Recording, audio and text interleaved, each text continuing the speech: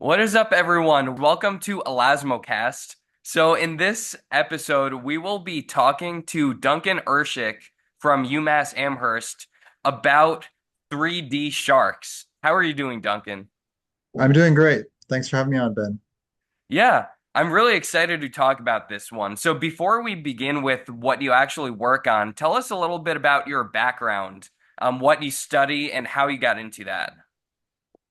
Absolutely. So my background originally was not on sharks. It was on reptiles and amphibians, which I worked on for almost 25, 30 years. I still work on them. My background really is in ecology. I worked a lot in the Caribbean for many years on anoles lizards. In evolutionary ecology, also functional morphology and anatomy. And really in the last 15 years, started getting into working with wider diversity animals, especially megafauna like sharks or sea turtles, marine mammals, elephants, bears, and just applying a lot of the knowledge that I gained earlier from studies with lizards and reptiles to these other animals, especially a focus on conservation, just because, having worked for so many years in the field, I grew to understand that there was a big need for conservation applications towards many of these species. Yeah, and I remember looking through your stuff, and what I found really cool was that you're not just a researcher, you also create these innovations that are like directly applicable to like the world. So one of those being the Gex skin. Could you talk a little bit Right. about that? Absolutely. Yeah. So a lot of my work has, in the past has been bio-inspired. It still is because the 3D modeling work is very heavily bio-inspirational.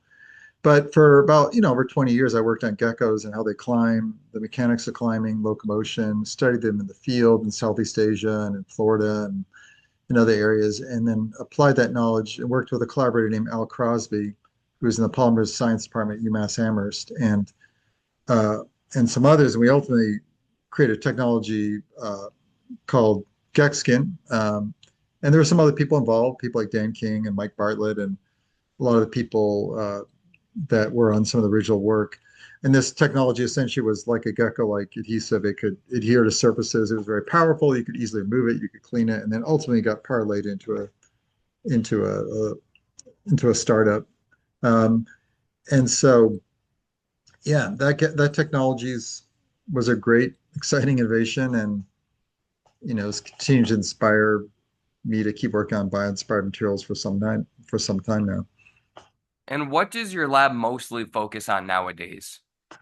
I mean, nowadays we do, I would say, a lot of conservation work. We have many different projects, many different partners around the world. We work with nonprofits and partners and scientists all around the world on many different species, sharks, sea turtles, marine mammals like cetaceans, bears, like polar bears.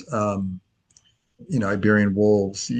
So we just have quite a few species we're working with, but one of the big, and they really ranges from primarily using 3D modeling as a tool and machine learning and AI to study body shape. So it's still a lot of the same questions I've been interested in for a long time, which is the evolution of body shape and form and locomotion. It's just applying more modern techniques because I think when you're trying to understand locomotion animal like an African elephant or a shark, it's hard to do that in the lab, especially with you know restrictions on animal care and I think our computational approaches through 3D modeling and simulating how they walk and run and move and their body shape, sheds a lot of new light into locomotion of these animals. But we also do a lot of work on, we found that the 3D modeling of living animals has, which is something we do as part of what's called the Digital Life Project. And the Digital Life Project is really a bigger effort to scan living animals, reconstruct them, and then provide them to the general public for open access usage. And as of, I believe, yesterday or today, we have about 115, 114 models of animals freely available, and they've been downloaded. I can't tell you the exact number, but probably over 250,000 times, probably. And they get used all Wow. around the world for scientific applications and education and research and conservation and storytelling, and they become a resource for to kind of inspire people about body shape and evolution of animals. So sharks are a huge part of it, and we have had a long ongoing effort to scan as many sharks as possible. It continues. We want to do more. I think we've done 16 so far, and we want to do more. So I think the research we're doing really sits at the interface between sort of functional morphology, form, function, conservation. And then I should also add that all this work is really also applying to um, body condition health, because when you think about a wild animal, a fat shark or a fat killer whale is typically a very healthy animal in the wild, not so much maybe in captivity. Um, and so our methods are becoming widely used to study and use AI to actually estimate the mass of animals in the wild using things like drones and planes. So it's quite a wide range of stuff we do, and it's a lot of fun. It kind of keeps us occupied. And for those that don't know, what exactly is 3D modeling and how do you go about 3D modeling an animal? Absolutely. A 3D model is essentially, if you want to think about it, as a 3D mesh cloud of shapes. So if you imagine this mako shark behind me, or you can imagine, let's say, a great white shark. Let's say it's a large female great white shark, and let's say it's around 15 feet or so. That particular animal has a particular shape, and it might be unique to the animal. The animal might be, let's say, a particularly wide individual, and so there's going to be variation among individuals. And what we try and do with the scanning is use processes like drones or GoPros or other camera systems in the water or on land to actually create 2D images of animals and ultimately convert them into 3D models, which are really 3D point clouds of an object or an animal. And then that 3D point cloud becomes a scientific tool.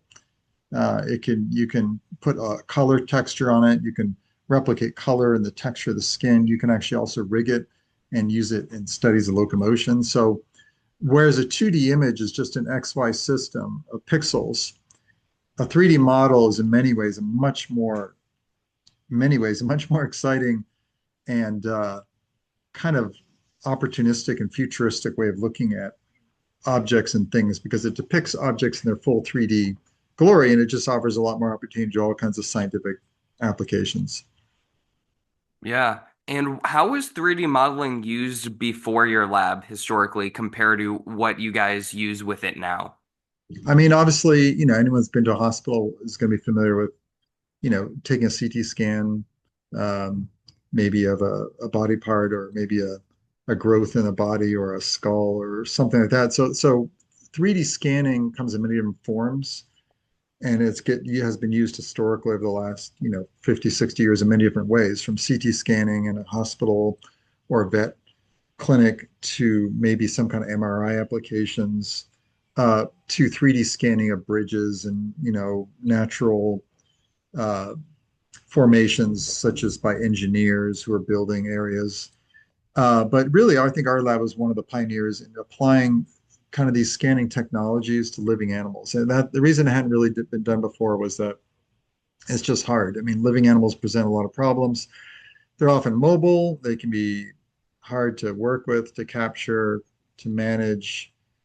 Some can be dangerous, like sharks. And really, the technology and the knowledge just wasn't there for scanning live animals. And so, over the last 9, 10 years, we've been just pioneering kind of that methodology to how do you scan a shark? How do you scan a sea turtle? How do you scan a polar bear or a rhino or an elephant? And then once that scan is complete, you're not done yet because then you have to essentially provide that scan to others really as an open access tool, because there's lots of smart people there who will find interesting and novel ways to use it. But you also have to figure out how you can use that scan in all kinds of really interesting applications. So the 3D scan was just a process, but once the model is complete, it's really just the beginning of the story into a whole intellectual realm about what the kind of knowledge that information can provide us. Yeah, and I remember when I was interning this past summer at the Arizona Museum of Natural History, we were 3D scanning some of their paleontology collections, so some of the fossils that they have there. And even with like a static fossil, there's still sometimes errors that happen, whether it's like lighting or it just like catches something wrong. And then the editing process is also pretty annoying sometimes. Mhm. But that's with like a static fossil. So once you incorporate a dynamic living animal, I can imagine that those issues just like exponentially get much more difficult to work around. So that Absolutely. Yeah. definitely. definitely makes sense that people haven't been doing that for a long time since then. But it really does seem like the future, not only with paleontology, but with biology as well. So having museums start to incorporate this, having like open access 3D scans, it helps researchers around the world that might not be able to just fly out to, say, the Arizona Museum or the American Museum in New York or whatever museum might have 3D scans available.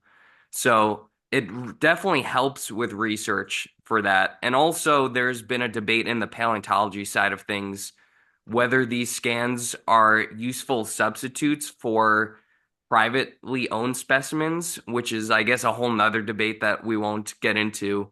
But it definitely seems like the future is going towards 3D scans. And Mhm. also with paleontology, CT scanning as well, because you can see so much more from a fossil than you would ever know once you start CT scanning those.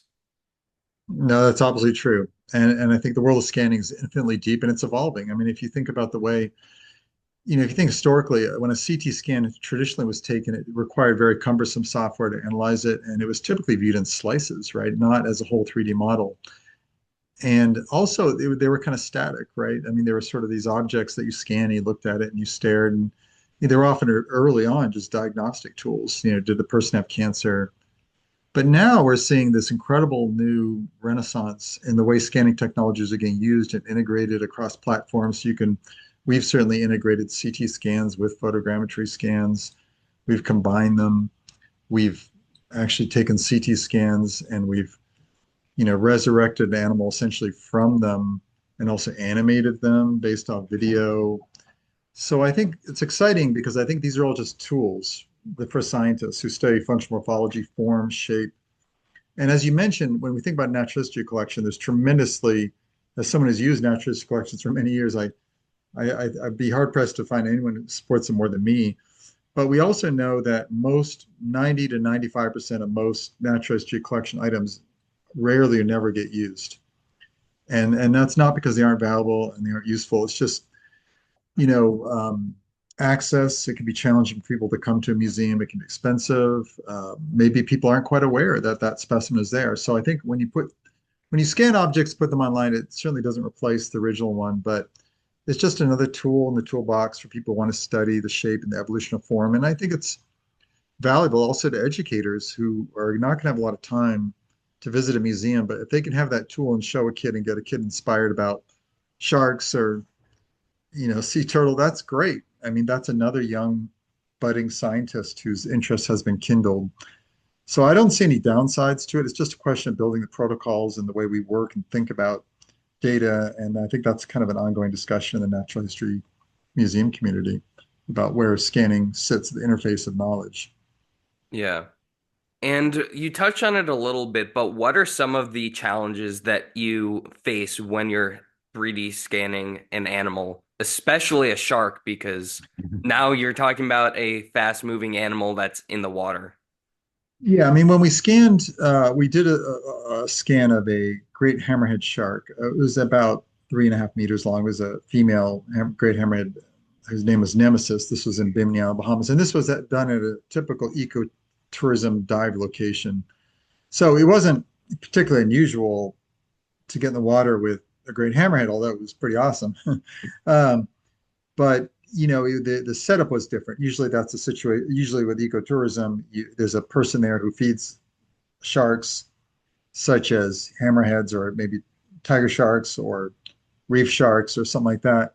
And then tourists will come, they'll dive, they'll get an experience. That's it. But what we did instead was work with a photographer named Casey Sapp, and we worked with a nonprofit called the Anjari Foundation, who provided the vessel. And we had a donor, and that donor was kind enough to allow us to then work with Casey and Anjari to set up cameras around the area where we knew the sharks would come in. And so we created a little 3D photogrammetry scanning setup where the shark would swim in. Ecotourism operator named Sean Williams fed the shark as per usual. And we got great 3D scans of the hammerhead. And then we ultimately created the hammerhead, which is you can download on our website today. And then that hammerhead's, has been widely used in all kinds of applications on studying what the hammer does in sharks and the way sharks move and the way hammerheads move in locomotion and everything else. So it would be, yeah, I agree, it's a challenge because I think whenever you dive with sharks, I think it's important to focus on the shark and not get too distracted. There have been accidents and deaths that have occurred when people dive with sharks when they're staring at their camera and they're not focused on the sharks. They're distracted and with especially with an animal like I, a tiger shark, for example, or a bull shark. If you're distracted and you're not paying attention, that could be very dangerous. So we certainly always had a situation where someone was carefully watching all the sharks, and we wouldn't recommend a non-specialist go out and do this, but I do think it'd be exciting to scan more sharks. The only reason we haven't done more is it's just requires funding and it requires time and effort and dedication and quite a bit of team. But I think it'd be really exciting to, and that was also, I believe that was right around COVID hit, and I think we're all trying to still recovering from COVID. So I think it'd be really exciting to go scan more sharks in the wild. Certainly something I'd love to do. I've just been caught up in so much other work as well. So Yeah. And do you also scan aquarium sharks too? yeah, I mean we've for sure we've worked with Mystic Aquarium. We've scanned some of their sharks. Obviously, that's a lot easier than scanning a shark in the Yeah. wild. We um, and I yeah, and I think Um, yes, so we've also now we're able to reconstruct sharks from other people's videos. So, for example, we reconstructed Emma, which is a big tiger shark that is a very popular shark um, in the Bahamas that a lot of divers have dove with. I've dove with her, and so we didn't actually set up the rig with Emma like we did with the Hammerhead. Instead, we have video and images of Emma and actually using Blender software, which is where the real revolution, talking about scanning, is not the hardware, it's the software. We're actually able to accurately reconstruct Emma just from those images in that video. And so that was an epiphany because we realized that was able to ramp up our shark scanning effort. As I said, I think we have around 16 species we've done in total, and not all of them are done in the wild. I think two of them were done in the wild, the reef shark and the hammerhead. Another was done on a boat. That was a black tip shark, and the rest I think were all done either from images taken from divers or an aquarium. Hmm. And could you briefly talk about what photogrammetry is and how that relates to 3D scanning? Because it's a pretty specific process for. Absolutely. Yeah, so to explain it this way, if you think about a photograph is X, Y, right? And we think about a photograph, we actually use terminology. You might say, oh, well, that photo is 10 megabytes or 12 megabytes or 60 megabytes. And what that refers to is the resolution of the photo and really just first the number. And when you think about when we use the words 2K, 4K, 8K, what do those numbers mean? Those numbers refer to the number of pixels within that frame. So when you take an average photo for the camera, whether it be a smartphone or a DSLR, what it represents is a 2D image. It spits out a 2D image that like a JPEG or a RAW photo at a certain resolution, but it's not really a 3D model. It's a 2D model if you want to think about it. It's a 2D point cloud. And those can be very useful, right? You can analyze photos for all kinds of interesting data, but they're not three-dimensional per se. So what a 3D photogrammetry does is it takes a series of photos or video of an object. Let's take a shark floating in the water. Let's suppose you had 10 divers surrounding the shark, and then let's say the shark remained motionless for a second or two, and everyone snapped a photo. You might have, let's say, 20 photos of that shark, all from different angles. So you've taken 20 images of the same object in space, and then software that's pretty freely available, like Agisoft or Capturing Reality, can be used to take, you can plug in those 20 images or however many images you have, and it will spit out and use math to then calculate the three-dimensional model. How accurate that three-dimensional model is really a function of many different factors. How many photos you had, the object you're taking, if you're photographing a rock and you can take 200 photos, you can get incredibly accurate scans down to 0.2 millimeters. If you only have 12 or 15 photos of, you know, a shark or a rhino, it's not going to look quite as good. But what you can do after the fact is once you have that 3D initial scan, that 3D rendering, you're not done there yet. You can actually take that and then do a lot of work in software like Blender or Maya or other software, and you can resurrect based on the original photos, go back to them for reference, you can work on it to create a more holistic 3D mesh that's very accurate. And that's what we do. So it's really two steps. It's the photo capture, and then it's the work in the software to reconstruct that object accurately. And what a lot of people are quite good at doing is the first part.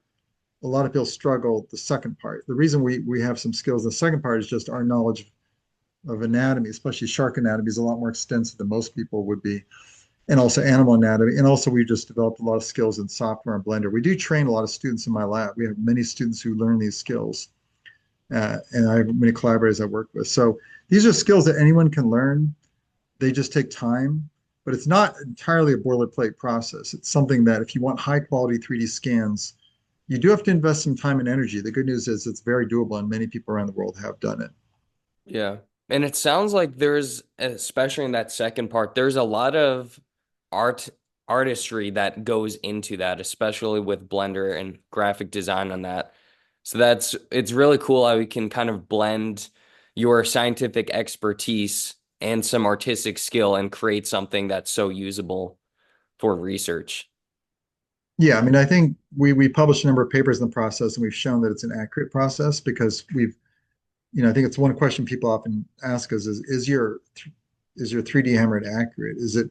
And the answer is yes. I mean, accuracy is a complicated question because it depends on what scale you mean it, but the basic body dimensions are quite accurate, and that's been proven in photogrammetry in many publications over many years. It's a very accurate process as long as you hold to certain assumptions about using certain focal lengths and cameras. So we actually modeled a blue whale with Jeremy Goldberg and Paulo Segre, and that was Wow. done from underwater video.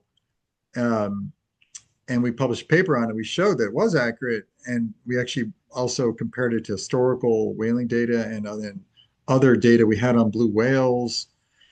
And there's some interesting epiphanies that came from that work. And one of them was that blue whales are actually quite skinny. We like to think of blue whales as being big and fat. They're huge, but they're not really fat per se. If you look at them, they're actually like tall, long, skinny marine mammals. So um, when people download that blue whale, they're a little taken aback. They're like, "Is this really what a blue whale looks like?" Whereas if you look at when a typical artist depicts a blue whale, they're usually kind of bloated.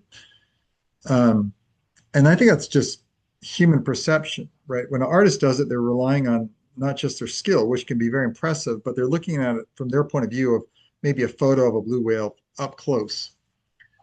And from that point of view, a blue whale does look bloated. Hmm. But when you actually take a step back and use all these processes to reconstruct what a blue whale looks like, they don't look like that at all. So there's a lot of really interesting surprises that can come out of 3D modeling of living animals that when we put them out there, people are quite shocked at the fact that, and this work by Joel Gayford, a grad student in Jody Rummer's lab at James Cook University, a paper we published last year found that when you actually scale up sharks all the way from a small shark like a black-nosed shark all the way to the whale shark, the total volume to surface area of the shark remains rock solid constant. And that was a surprise because you would think that when you look at a tiger shark or a mako shark or a nurse shark, they look very different, and they are very different. I mean, they have very different fin dimensions, but their actual total allocation of tissue and their basic body axis is incredibly conserved. Um, and there are other differences, obviously, in their head shape and like that. And we're actually kind of expanding the study to include cetaceans and other fish and trying to understand the root cause of this. But what it says to me is that these studies of morphological scaling and anatomy are really interesting because they're kind of revealing some really interesting new rules of life that we probably wouldn't have figured out otherwise. And it makes sense. Shimada et al. 2025 also talks about that with fineness ratios. And one of Mm. the reasons that they don't think that the megalodon was a 60 plus foot long poor beagle shark shaped thing, but was rather more of like a long, skinnier lemon shark type of thing, is because, like you said, when you scale up that big, these things tend to get more elongated in their body shape just because it's more hydrodynamically efficient to have that than this like big squat stocky thing just scaled up super large. Absolutely. I mean, if you look at I think people who want to understand what megalodon looks like, they should really look at whales and study when we think about what whales are, when you look at a big whale like a blue whale, what whales got big by elongating their tail. And so if you look at a blue whale, it's very skinny compared to, a smaller whale, which is weird. But again, so I think human perception can be very deceptive. And that's why we need data on this. We can't rely on our eyes and say, oh, well, megalodon would look like a great white shark. You don't know that. And you also have to think carefully about what this animal was doing in the environment it was living in.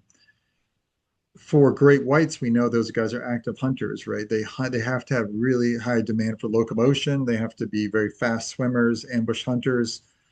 What was megalodon like? Was it an ambush hunter or was it more of a scavenger? We don't know. Or maybe it's both. And that would influence its morphology. And the same thing with blue whales. And we think about a blue whale can swim very fast. Why is it they can swim fast? Because they have to potentially escape, pods of killer whales and things like that. So every animal has its locomotion morphology is suited to the environment it lives in. And it's not a coincidence that it has a morphology that not necessarily it isn't necessarily what we think it should be. It's there for a reason. And that's through natural selection and evolution, which can be very powerful forces on evolution. So I think it's a great point that I think applying these kind of ideas to Megadon would be a really great idea. Yeah, and I had Philip Stearns on this podcast before, and he talked about that too, how you can look at cetaceans and see similar things with their fineness ratios Mhm. as they expand in size compared to sharks. So Yep, it really does seem like it's kind of one of those like unspoken rules for life that just happens.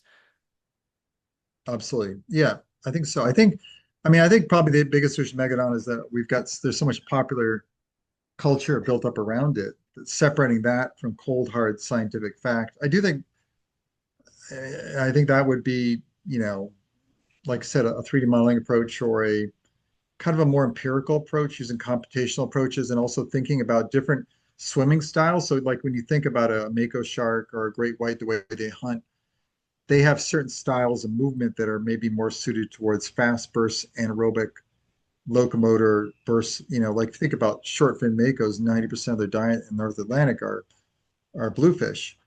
Um, Around there, so they eat a lot of fish, but they're ambush hunters to a large extent. Whereas, tiger sharks will occasionally eat sea turtles, but a lot of times what they eat are just they're scavengers to a large extent. They'll eat lobster, they'll eat dead things, they'll eat dead, they'll hunt occasionally. But so we're really, the morphology of a tiger shark and a shark mako or these are very different animals in terms of their hunting style. We can't just conflate them because I think you have to realize that the morphology of each if you think of a tiger shark, they're incredibly generalized. I mean, they can swim very fast if they need to. They can attack a turtle, but they also are perfectly happy just to eat dead things and scavenge on the bottom for lobster or eat a bird on the surface. So we're talking on the one hand a very active hunter, on the other hand a very generalist predator. And the morphology and the locomotion and the musculature is all going to match those different aspects. So I think with Megalon, it's probably really unraveling those clues and putting all together is probably going to be what's going to kind of reveal ultimately what this animal might have looked like. Yeah, and granted, at the end of the day, we do need an articulated megalodon specimen to know for sure. But at the Mm-hmm. same time, even if you look at the dental morphologies, which we know megalodon most from, you can tell that their lineage with the great white lineage, they didn't share a common ancestor since the early Cretaceous. So these are very, very distantly related animals, and a lot of the assumptions that Megalodon was a scaled up great white shark came from first them thinking that the great white was a descendant off of the Megalodon, but we can trace again the tooth ancestries back, and that's not the case. But then on top of that, they think of it as an analog because it was, maybe doing the same things in their ecosystem, but at the same time, that doesn't really hold up because a great white is a 20-foot shark.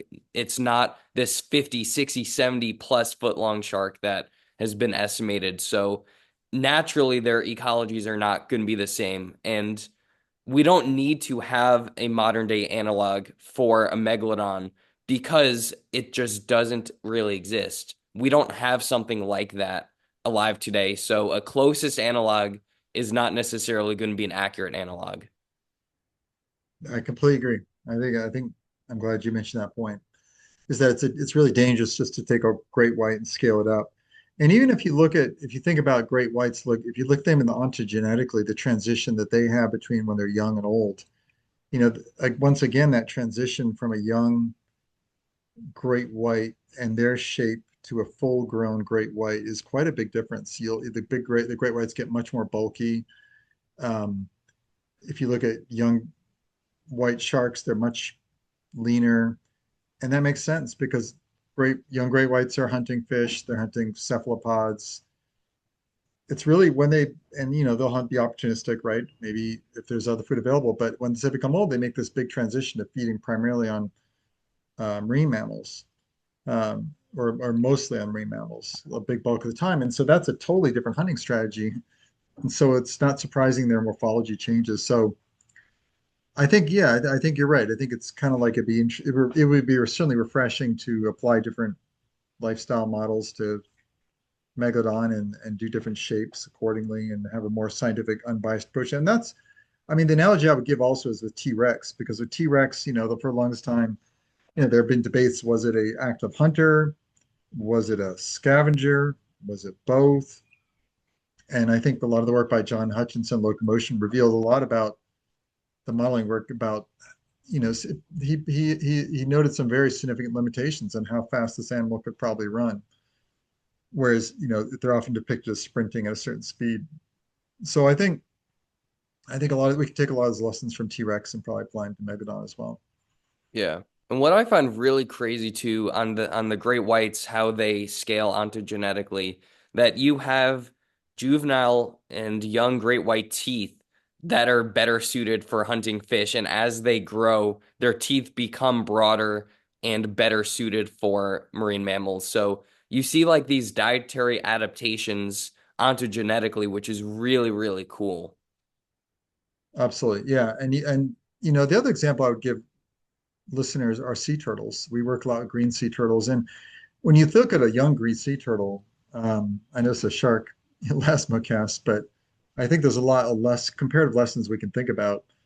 Is that when a young green sea turtle, when they're first born, they go into the ocean and they eventually come back and settle as juveniles into coastal areas, and they're very fast. I mean, their shape, their shell is very flattened, and they're very built for speed, and it makes sense because at that age, they're very vulnerable to being eaten by sharks. Um, when they're somewhat smaller. And as they mature and leave these lagoons and coastal areas and become open water travelers, their shape changes to much more rotund shape, and that's because, yeah, once they become full grown adult, they still get eaten by shark, but probably it's a lot harder for a shark to hunt them than it would be a small one. So there's different pressures, and that influences the morphology and the lifestyle. So I think it's a really important, we don't think of animals monotonically as like, oh, a green sea turtle or a great white shark. Throughout their lives, the pressures on them change. That's going to influence morphology, that's going to influence locomotion, and that will absolutely influence when we think about prehistoric animals and take away some of the perceptions we have about them. Because one thing we know in the animal world is just being big is really useful. If you're big, you can push other animals off prey. You may not need to hunt. You may just be able to eat something someone else has killed. That happens all the time. But it doesn't mean you can't hunt when you need to. So I think that kind of generalist approach is a very common approach we see on a lot of animals, especially sharks. For sure. So going back to the 3D scanning stuff, could you tell us a little bit about one of the other things you've pioneered, which is BeastCam? Hmm. Yeah, so BeastCam was one of the first efforts to build a portable 3D photogrammetry scanning device that we could take in the field. Because when I started working, what happened is I was actually doing a collaboration with Neil Hammerschlag from Miami, and Neil and I did a lot of papers together and had a lot of collaboration work on shark morphology. And Neil's lab would capture sharks like tiger sharks or bull sharks or reef sharks, and we'd be on the boat and we'd bring them to the side of the boat. And I did some measurements on them like fin length and body head dimensions, things like that. But I really didn't have the shark for very long, maybe a few minutes, maybe. Um, so I really became obsessed with like creating 3D scans of 3D reconstructions of sharks because I felt like morphological measures I was doing were not sufficient to model the body shapes of sharks. Um, we would notice big differences among individuals, like you might have a female that was gravid, or maybe the one that wasn't gravid, and it was big differences in body condition. That was not easily reflected in the data I was gathering. So I built initially a handheld system that had multiple cameras, and you could go up. If you had a shark that was on the deck of a boat, let's say with a pump in its mouth, you could very quickly take a series of photos of multiple cameras, and it would create a really pretty good 3D scan of the animal. We also use that for lizard work and reptile work and other animals. So the beast cam, and then we eventually turned it into systems that were built not so much for sharks, but for small animals like reptiles, amphibians, and other small animals like that, snakes. And we built that as more of a turntable system uh, that we still have in my lab today. And we went to many parts of the world and we scanned frogs and lizards and snakes. And it was a multi-camera system. It might have 24 to 40 cameras on it. And you could photo capture a frog very quickly in the field, let's say, and create 3D scans of frogs. And then we actually built, my graduate student Josh Medina ultimately built just a couple of years ago a newer, improved version with my collaborator Alejandro Rico Guevara from University of Washington called PicoCam, which is a much improved version of BeastCam, which just uses really superior cameras, better angles, just better everything. And that was actually initially used to visualize hummingbird beaks. Hmm. Uh, so the multi-camera approach to that came from BeastCam continues to evolve, and many labs continue to use it and have asked about it. And it's still a very valuable tool in kind of scanning animal scanning morphology. Yeah. And what are some of the discoveries that you've made through your 3D scanning of sharks? I mean, I think one of the big discoveries obviously was some of the work that Joel Gayford, who I worked with through James Cook University, and Jody Rummer, and there's some other collaborators there too, which was the surprising, as we go from small sharks to big sharks, that their body axis remains pretty much the same. They seem to scale with all the same surface area to volume ratios. One of the nice things about a 3D scan, if you think about measuring volume on an animal or an object, historically that was really hard. I mean, you could put the object like a tennis ball in water and you could see how much water was displaced. That would give you an estimate of volume. Um, but there weren't really, until 3D modeling came around and software like Blender, there really wasn't good ways to estimate volume or surface area. It was very tricky. There was really weird stuff that people did. There was math people did, but nowadays, if we can create a 3D model of, say, a mako shark or a tiger shark, we can calculate its surface area and its volume quite easily. And that's allowed us to visualize these changes in the body in a new way. And we've actually been finding that also when we look at cetaceans, that they show really fascinating patterns in how volume and surface area change as the animal goes from small to large. So it's really allowing us to unlock kind of the mysteries of really what happens in the oceans when you get big, and this is now we're starting to apply this to land. When you go from a small land mammal like a mouse to a big land mammal like an elephant, how do those ratios change? So we're starting to scan more mammals, and that's exciting because I think there's also ideas about metabolic rate, how metabolic rate scales with surface area and volume and mass. And I think there's just a really unlimited number of questions you can kind of get at. I would say the last application that's really emerging is a way to look at shark health. Hmm. With whales, with Frederick Christensen and a lot of his colleagues, I work with them to help. And he had developed a method through drone images to estimate the mass of whales from drone images. And then we've worked on machine learning approaches and 3D modeling approaches to fine tune that method so that you can fly a drone over a blue whale or a southern right whale or a whale like that, and you can very quickly estimate pretty accurately their body weight. And we'd like to apply those machine learning approaches to elasmobranchs because we think it'd be really valuable from a conservation point of view to know how much weight gain great white sharks are adding each year, maybe between seasons. So currently we're developing that platform for different whale species. We're doing bowhead whales, gray whales, humpback whales, but I would eventually like to use that software for different shark species. Shark species don't come to the surface as much as marine mammals do because marine mammals have to breathe, but they do sometimes come to the surface, and you can usually through drones and images capture them. So that's a really exciting area of research is all the body condition work. Yeah. And you did briefly touch on it, but I want to talk about what exactly machine learning is and how is that utilized for your research. Hmm. Yeah, so I think there's a lot of terms thrown around the media. You'll hear the words AI, you'll hear the words neural network, you'll hear the word machine learning, computer vision, and these are all, it's confusing. They're all related. We think AI is just a broad term for software that is used and developed that is sort of learning software. So if you think, to give you an analogy, imagine you have a child and you teach them how to use their fork. Over a period of, say, 12 meals, you would teach them how to use the fork each time, and each time they get a little bit better. And eventually they would become very proficient in the fork. You're giving the child data and the child learns. And that's essentially an analogy to machine learning software, which is basically if you want to think about neural networks and machine learning software, they're sort of the same. And then within that, so it's really software that you feed data. And so for a good example would be, let's suppose you have software, machine learning software, where you fed it lots of images, let's say 10,000 images of different birds, and you yourself, just like the fork in the child example, told the software, this bird is this bird is this species, this, and that the machine learning software will look at that, recognize patterns, and then develop its own algorithm. And so then you can give that machine learning software images of those of birds, and it'll automatically recognize with pretty high level of accuracy those birds. It's learning software. And so what we've really done with the AI and machine learning is work with collaborators like Subran Sumaji uh, at University of Massachusetts Amherst, who's the computer science department, Vangelis Karliarkis, also in the computer science department. And with them, that we've helped design code that can primarily, what we're our interest at the moment is body condition, estimating mass, because it's really hard to weigh a marine animal like a cetacean or a shark, and it's actually almost impossible in the open ocean. It's kind of probably be kind of dangerous, and even if you could do it, you probably couldn't do very many. Mhm. So with drones and other UAVs and planes and things like that, you can fly over animals like a whale, and you can get a good 2D image of them typically if you work hard enough.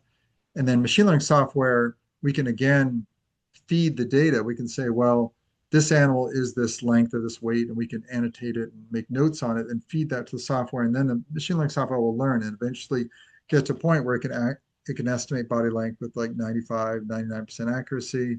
It can estimate body area and body mass and volumetrics based on data we've again already fed it to a really high degree of accuracy. So this is exciting because I think if we can study the health of animals in the wild, like I think that would be a game changer for conservation, for NGOs, for nonprofits. Because I think if you can then say, well, we have data to show that as sharks go through migration or different areas or climate change, how that affect health and body condition or pregnancy, those would be really valuable tools to us to understand the kind of changes that shark populations might be going through. So I think the work with cetaceans is exciting, and we want to kind of extend it eventually to sharks. Mhm. And what do you think is in store for the future of organismal and evolutionary biology, as well as just like academia and research as a whole, when it comes to the progress of AI? How do you think it'll affect like professors, students, jobs, and the state of academic research with its progress? That's a Yeah, that's a great question, Ben. I don't know. I mean, again, I was not trained as a computer scientist. I got into this relatively late, but I mean, from my initial survey, I do think machine learning, computer vision is going to be very powerful for conservation, definitely. Because if you think about what conservation is, most conservation is based off groups like nonprofits or scientists that have relatively small budgets trying to do a lot of stuff.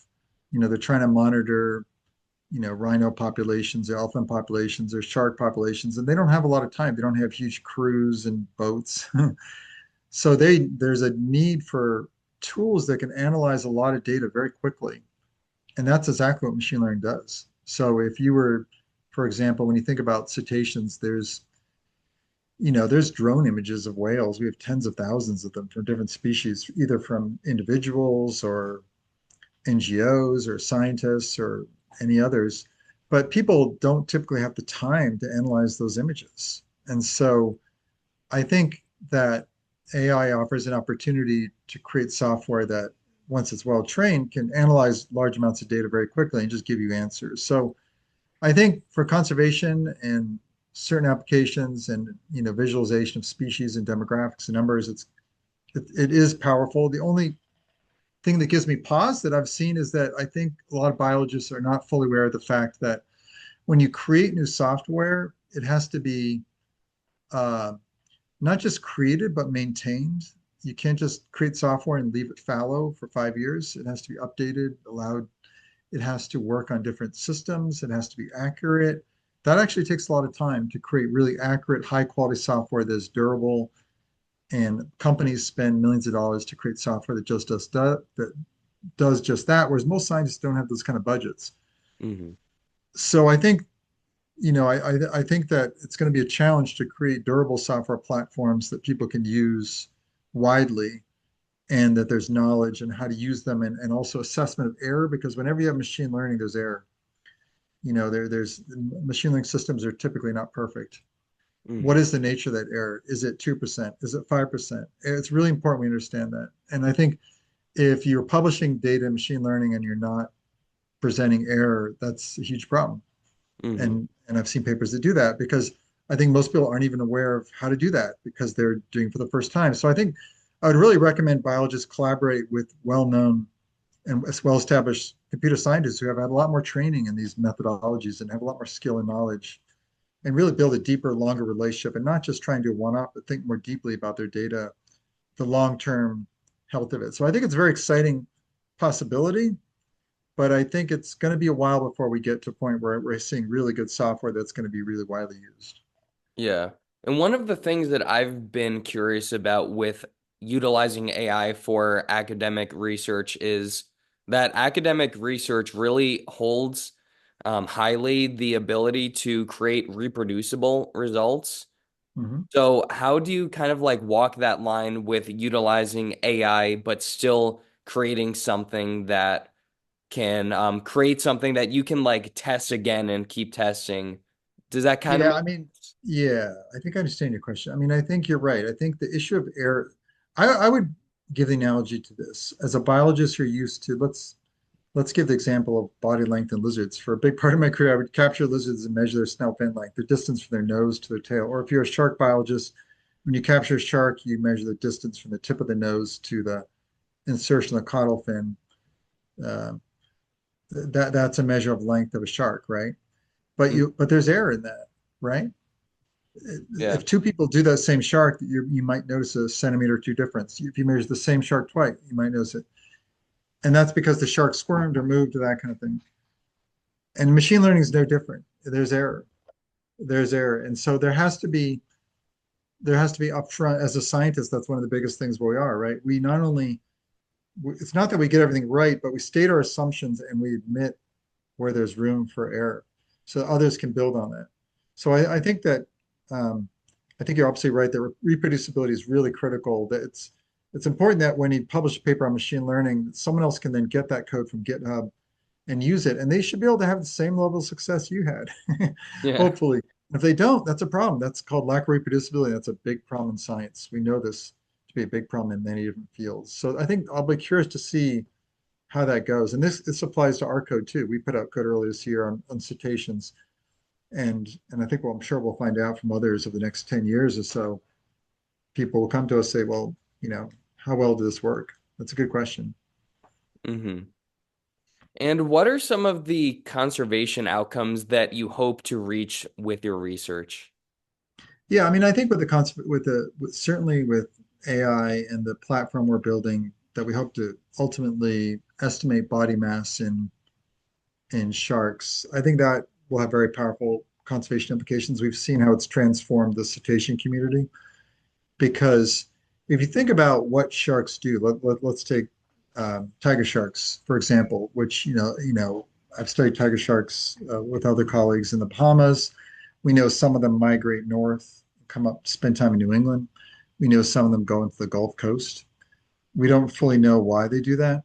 Why do some go north? Why do some go south? Maybe some don't migrate at all. So there's a lot of decisions that sharks make that are pretty important for their life history and can impact ecosystems. Uh, when you have tiger sharks migrating north in the Gulf Stream, that's going to have important implications for animals that live in that area, right? When big tiger sharks arrive, that's a new predator in the scene. Um, and one of the thoughts could be maybe it has a lot to do with their overall health. That a female or a male that's in good health could be making very different decisions about allocation of resources to reproduction or allocation of resources towards migration or both. And so a female, perhaps we know that in cetaceans that females that aren't well provisioned often don't reproduce. Maybe that's true with sharks too. And so I think if we can monitor shark health as a long-term goal, I think that'd be a fantastic tool for NGOs and scientists and also to see if climate change and other effects are affecting shark populations. Some shark populations might do very well, like bull sharks might do great, and some sharks might start migrating north, spending time in warmer waters. Maybe we see more bull sharks and dusky sharks and other sharks up north that we haven't historically seen as much. And maybe they spend more time up here and they get fatter. We don't know that. So I think it's really about, I think, conservation is really in order to conserve species, you ultimately need to know what they're doing. You need to track them, but not just track them, but assess their health and see trends that are going. And we know, and that's a big part of certainly many nonprofits. What they're trying to do is just understand the overall health of the ecosystem, the health of the population that they're monitoring. So that anyway, in the long run, that's what we'd hope to do, and there might be other applications as well. Yeah. So it was great having you on, Duncan. I do have one question that I like to ask everyone before wrapping it up, and that is if you were to make one discovery in your lifetime, what would that discovery be? Thanks for having me on. I really appreciate you taking the time as well. And I mean, I would say that if we could, I would love to take our digital life project and make it much bigger and have many more scans of animals at a much bigger scale instead of painstakingly, scanning each animal and spending 3 months on it or 2 months. It'd be fantastic to have a system that could just automate it. We could just upload, all shark species of the world, all the snake species of the world. I think if we could do that at scale, that would be amazing because I think wouldn't it be cool for a kid to log on and see all the rattlesnakes of the world or all the sharks of the world like that? I mean, imagine how their enthusiasm and for scientists, that kind of access, that kind of living museum would be incredible. So I'd say that I don't know if I'll ever get that to my lifetime, but that would be what I would say. That would be awesome. And then also you can create these 3D printed figures of those, which I think would really, really engage kids in particular as well. Absolutely. No, I completely agree. I think inspiring the next generation because I was that kid that loved snakes and that's what drove me to become who I am. And I'm sure there's a young girl, young boy out there that loves sharks. And you want to take those kids and you want to nurture their growth and teach them how to be a scientist and how to grow their knowledge and skill and love the animals all at the same time. I mean, you want that. That's what makes great achievers. So I think anything we can do to help that happen is a good idea. For sure, for sure. Thank you again for joining us, Duncan. And if you guys have stayed till the very end, I know that you're shark nerds, so please don't forget to like, comment, subscribe, hit that notification bell so you stay updated for more shark related content.